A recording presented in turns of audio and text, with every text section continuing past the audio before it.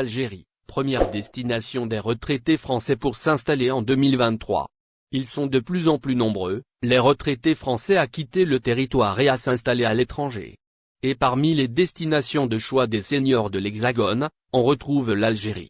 Face au nombre important de retraités percevant leur pension en dehors des frontières, le ministre de l'Action et des Comptes publics, Gabriel Attal, a décidé de renforcer les mesures de vérification des dossiers. Le but étant de déloger les éventuels imposteurs, percevant les allocations de personnes décédées. L'Algérie accueille 300 000 retraités français sur son territoire. La dernière étude du ministère français des Comptes a mis en évidence le chiffre réel de retraités résidant et percevant leurs allocations à l'étranger. Sur le million comptabilisé, près du tiers se trouve actuellement en Algérie. La répartition par pays de résidence témoigne par ailleurs de l'histoire migratoire et, notamment de l'immigration du travail temporaire, explique la CNAV, Caisse nationale d'assurance vieillesse. La moyenne d'âge de ces bénéficiaires sème le doute auprès des autorités françaises. En effet, 34% des retraités français à l'étranger ont entre 80 et 89 ans, contre 19% seulement en France. Cette statistique a poussé le ministère des Comptes à effectuer une expérimentation sur l'Algérie. Ainsi, et depuis septembre dernier, des commissions spécialisées analysent les dossiers des retraités pour s'assurer de leur conformité. Sur 1000 dossiers, 300 ont été déclarés non éligibles en raison de l'âge des bénéficiaires, des personnes quasi centenaires.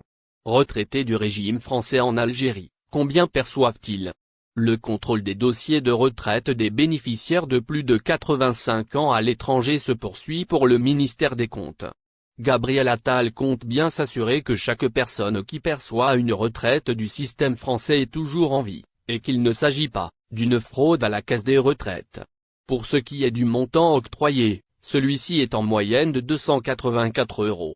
Une somme dérisoire en comparaison avec ce que touchent les retraités de la métropole.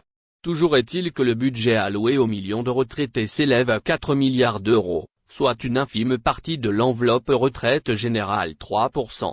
Les assurés qui résident à l'étranger ont eu une carrière plus courte en France, justifiant ainsi en moyenne de moins de trimestres, explique la CNAV aux Parisiens. Le renforcement des conditions de résidence en France bientôt en vigueur. Dans une annonce, Gabriel Attal a indiqué vouloir durcir les conditions d'accès aux aides sociales en France. Il faudra ainsi passer 9 mois sur le territoire français pour bénéficier des allocations familiales ou des aides à la vieillesse, contre 6 précédemment. Les aides au logement, APL, seront aussi concernées par une réforme sur la durée de présence en France, qui est pour le moment fixée.